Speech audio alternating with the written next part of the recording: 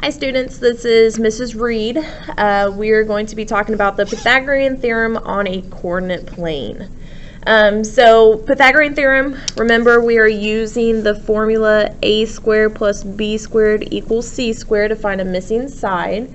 And it's doing the same exact thing. The only thing that's different is we are just going to be using a coordinate plane, and you guys are going to have to count the unit squares to figure out, sorry about that, to figure out what are your side measurements. Okay, so for example, in this first problem, it says find the distance between point L and point K. Now, point L and point K is talking about this line right here. And notice how you cannot count the squares. You can't just say, oh, 1, 2, 3, 4. You can't say that because you are not moving over unit squares. You're not moving over by 1. However, when you look at the legs, because here's our right angle, and what we are trying to find, we are trying to find the hypotenuse, since the hypotenuse is opposite of the right angle. But when you look at your legs, notice how you can count your square units because it lies directly on the square units. So if I were to count, this would be 1, 2, 3 square units. So side length LN is 3 units long. Then you can do the same thing with your other leg. You can count the square units by going up 1, 2, 3, 4. So length KN is 4 units.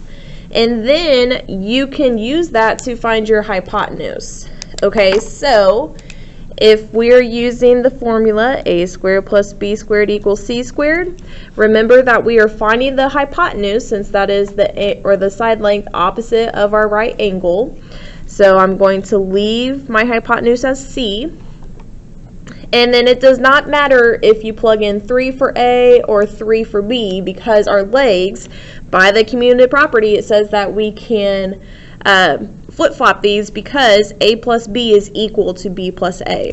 So let's say I plug in 3 for a and 4 for b. And now you're just trying to solve for c. So we do want to simplify. So 3 squared, 3 times 3 is 9. 4 squared, 4 times 4 is 16. And then you can simplify that left side of the equation, the left side of the equal sign, one more time because 9 plus 16 will give you 25. Okay. Now 25 is not our answer because we need to get c by itself. So we need to get rid of that squared. So the opposite of squaring a number is taking the square root of it. So you want to square root on both sides so that that squared can go away. And now we have our value of c equals square root of 25 will give us 5 because 5 times 5 is 25. Now notice if you were to actually try and count these squares, you could not figure out 5 because when I tried to do it, I got 1, 2, 3, 4-ish, which obviously is not the correct answer. So that's why you will use your legs to count the square units, and then use those square units to figure out what the hypotenuse is going to be. Okay. All right, so next one is find the distance between the two given points. So they gave us our points, so let's go ahead and draw a line through these 2 points. So they want us to find this length. So again, you cannot count these square units because our line's a diagonal and it doesn't go through the square units like the legs do up here. Okay, so what we are going to have to do is we are going to have to create our own triangle. So there's a couple different ways you guys could do this. You could create your triangle going this way. So notice how I'm going to create a line, which in other words I'm creating a leg, so that when I create 2 legs they're going to form a right angle. So they're going to meet at one point and they will create a right angle. Okay, so that's one way to do it. You could also go up the other way. So you could go upwards and then go over, because no matter what, we're still going to end up with the same answer, okay? So now that I have formed my right triangle, they want me to find the distance between these 2 points. So once again, if my right angle is over here, I am going to be finding my hypotenuse, because the side length opposite of the right angle is my hypotenuse, okay? Then I just need to figure out what are my other side lengths. So again, just count your square units. So start where the point is and just count over. 1, 2, 3, 4, 5, 6, 7. And then count your other side length. 1, 2, 3, 4, 5, 6. And then now that I have my side lengths, I can now figure out my missing side length, which is the hypotenuse. So use your Pythagorean theorem formula, a squared plus b squared equals c squared. We are trying to find the hypotenuse, so I'm going to leave the variable in for c, since c represents the hypotenuse. And then I'm going to plug in my legs for a and b. Once again, it does not matter if you plug in 6 for a and 7 for b, or vice versa.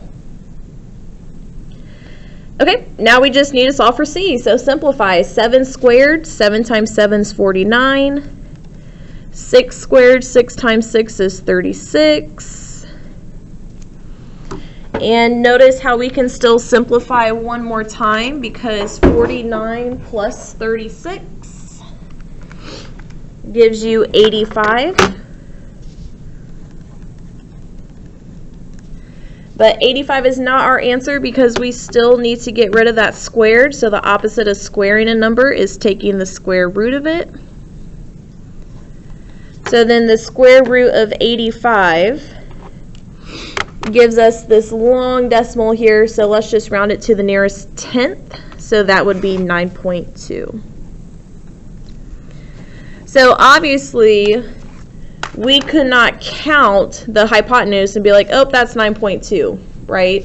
So that's why you had to first create a triangle, find the missing side length for the legs, and then use those square units to figure out what your hypotenuse is going to be, okay? All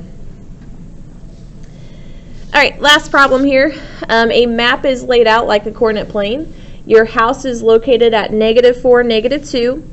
The grocery store is at 2, -2, and the mall is at 2, 6. What is the distance between your house and the mall? Okay, so we can use all 3 points. So let's just go ahead and plot them. So your house is located at -4, -2, so we do need to plot that first. So here's our house. The grocery store is at 2, -2. So here's the store. And then the mall is at 2, 6. And they are wanting to know what is the distance between the house and the mall. So we are looking for this distance right here. Okay. Again, though, we cannot count these square units, because looking at the diagonal, they do not follow our square units, like if they were going up and down or left and right. So what we're going to have to do is we are going to have to create our own right triangle. So luckily they already gave us where the point is going to meet at to form the right angle, but if they didn't, remember, just like up here, you could follow your lines until they do meet, so that they can form that right angle. So go ahead and fill in your lines. My right angle is now created. And once again, if they want me to find the distance between the house and the mall, I am looking for the hypotenuse, since that is opposite of my right angle. And then I just need to count my square units to figure out what my legs are. So you guys go ahead and count your square units. And then go ahead and solve the problem. So pause this video for me, count your square units, and then solve for C. and then play the video when you are ready for the answer and make sure that you got it correct. Okay?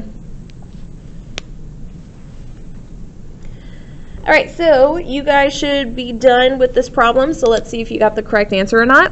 So from the house to the store, if you counted, it was 1, 2, 3, 4, 5, 6 units. Then from the store to the mall, it was 1, 2, 3, 4, 5, 6, 7, 8 units. And then you are going to use those to find your hypotenuse. So formula is a squared plus b squared equals c squared. We are trying to find the hypotenuse, so I'm going to leave c in for the hypotenuse, since c represents the hypotenuse. And then it does not matter where your legs went for a and b, because by the commutative property, you are allowed to flip-flop them. Okay? So then you should have simplified. So 6 squared gives you 36. 8 squared gives you 64. Then you could still simplify one more time, because 36 plus 64 gives you 100. And then to get c by itself, you need to get rid of that squared, and the opposite of squaring a number is taking the square root. So then the square root of 100 gives you 10. So your answer should have been 10. All right. So awesome job if you got that. If you did not get that, check your work, see what mistake you made so that you don't make it again in the future. If you have any questions, make sure you email your teacher so that we can help you. But that is your lesson for today.